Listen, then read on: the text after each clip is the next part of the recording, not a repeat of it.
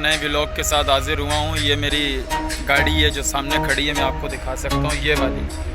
तो एक और एक्सपीरियंस देना चाहता हूँ। अगर मुझे चलाना तो नहीं आती है गाड़ी, कम चलाना आती है, लेकिन एक्सपीरियंस बहुत है। ये गाड़ियाँ वज़न में चलती हैं। वज़न उठाने वाली जो गाड़ी होनी चाहिए ना, उसका कम से कम एक हफ्ते बाद ना उसके ये नट वट चेक करने चाहिए। अब ये गाड़ी के नट बोल्ट चेक होंगे, उसके बाद ये दोबारा भरने के लिए जाएगी। आप देखें ज़रा इसके नट बोल्ट कैसे।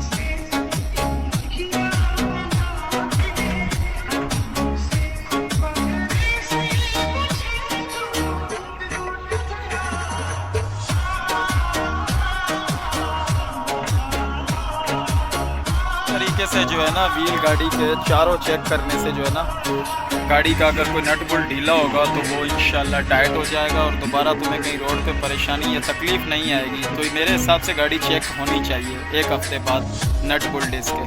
तो इंशाल्लाह ऐसे ही हम चारों व्हीलों के इसके नट चेक करेंगे। और मेरा छोटा भाई मेरे साथ मौजूद है, शाकिर भाई। नट सही है, VIP टाइट है, ओके? आवाज़ निकालो। ओके ठीक है, मेहरबानी। अभी हम चलते हैं बाकी 3 व्हीलों की तरफ।